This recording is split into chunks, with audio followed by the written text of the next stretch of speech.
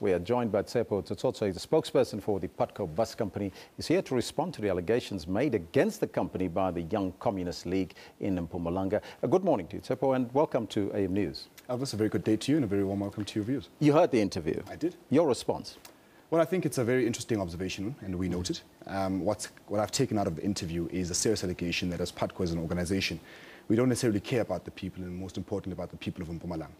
I would like to set the record straight. As a matter of clarity, we support government on the 5 key areas. We support the presidency. So if you look at housing, Putco in 2013 built and donated 21 houses to various communities in Mpumalanga. We support safety. We sponsor 2 police vehicles to monitor the road daily, 24 hours. We talk about the youth and the children of this country. Putco sponsors various creches in Mpumalanga, supporting them with mattresses for the kids to sleep during the day, food parcels, as well as toys for them to play. We also want to talk about ambulances from a health services point of view. Later this year, we're donating 15 ambulances to health services in Mpumalanga. So the notion that we don't necessarily care is a bit far-fetched. I also want to talk about free bus services, which we render out to families who have burial societies on the weekend. Putco sometimes not even discourages, rather, donates buses free of charge to members of the community.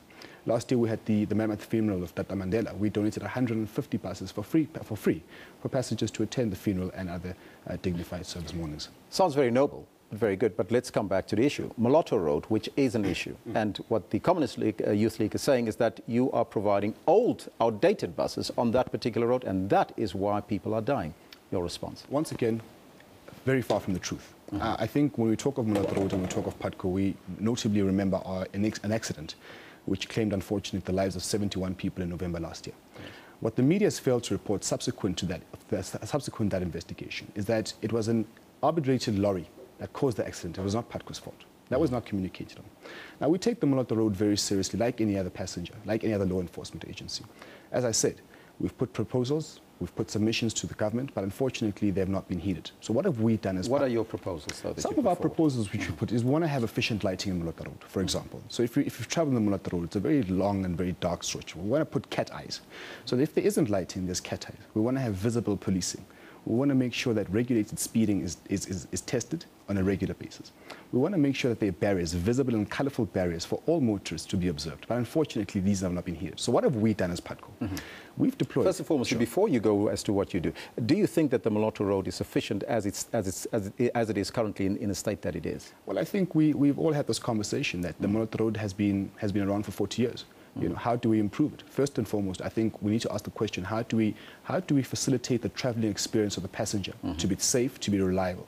If we can answer those 2 questions, then we can delve down to how then do we fix the problem around the Moloto Road. Are there issues on Moloto Road? Absolutely. Putco is not going to fix them alone. We need government, we need passengers, we need the media. We need all stakeholders to come together and say, how do we workshop this idea? So let's get back to your point in terms of Putco. What are you doing? Great. So what we've done is we've obviously introduced law enforcement agents to make sure, first and foremost, that all our buses travel at a regulated and monitored speed. So all our buses traveling on the road travel at 80 kilometers per hour, nothing more. We've introduced random alcohol testing for all our drivers. We've introduced additional security features to make sure that these buses are monitored. We have additional backup and safety crews to make sure that in the event of a technicality or a malfunction of the bus, the passenger experience can be minimized in such a way that the bus can be taken out to our overnight factory and passengers can continue on their journey. Those safety features include onboard computers as well? That is correct. And how does that assist the drivers? So from various things. The drivers need, first of all, you can't be driving the entire day. So what do our drivers need? They need to relax after every 2 hours. These onboard computers have a conversation with the driver, if I may use that phrase, to tell you, look ahead of you, slow down, reduce your speed. There are 55 passengers in the bus as opposed to 58. You've got 2 more to go. The passenger experience is always safety. So it's an electronic piece of communication that warns the bus driver on how to look after not only the bus, but about the passengers as well. So the allegations by the Communist Youth League that you are providing old, outdated buses is not true. Is that what you're saying, if there is onboard computers on these buses as well? Putco has been around since the 1940s. We have a fleet of about 2,000 buses. Not all 2,000 buses are new, but the one thing I will tell you is that every single one of our buses has a roadworthy certificate. What does that mean? A Putco bus is not allowed to travel on the road without a roadworthy certificate, which you only get after 6 months.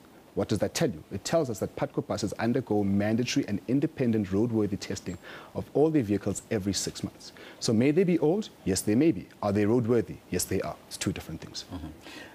How are you going to address the concerns raised by the Youth League? Are you going to be in discussion with them? We are open to discussions with anyone. I think one of the things I'd like to highlight is Putco operates in 3 provinces, in Limpopo, Mpumalanga, and Gauteng. Now, if we take Mpumalanga as a case study, we engage with the Mpumalanga community organization on a monthly basis. We have monthly discussions with them around operational issues. We have monthly discussions around their frustrations. We understand their frustrations, we really do.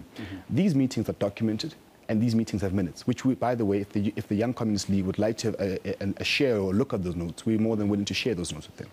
Now, how do we then take the conversations we have with the MCO and other organizations in Limpopo and Gauteng and collectively have a national conversation to say, how do we improve the experience of the passenger? And how is that going to happen? Well, it starts like this, to be honest, Elvis. It starts by us having a conversation. It starts by us saying, here are the real issues. How do we fix them? One of the things which I also want to mention is that people don't necessarily understand the dynamics involved. So Putco just doesn't render a service because it woke up one morning and said, we're going to put buses on the road. Putco is employed by the government, provincial and national. Now, one of the most challenging aspects about this contract with the government is very, very alarming. The tendering system to provide a new fleet has not been upgraded since 1997. What that means is that government has not issued a new tender for bus operators to come to the fray since 1997. We've gone back to government and said we would be open and welcome, in fact, the retendering of these services. So then we too can also put together a case study or even a case that is economical and fair. Subsequent to that, the challenge is that we've got a Divisional Revenue Services Act which prohibits Putco buses from traveling wherever they want, when they want, how they want. So we don't decide route, we don't decide frequency, we don't discuss bus allocations. These are all mandated in the conference on the contract. And if we were to go outside the contract, not only would we be breaking the law, but it would not be feasible for us. Tshepo, thank you so much for joining us here in studio and coming through to AM News. Thank you for having us. That was Tshepo Tsotsotso, the spokesperson from Putco, joining us here.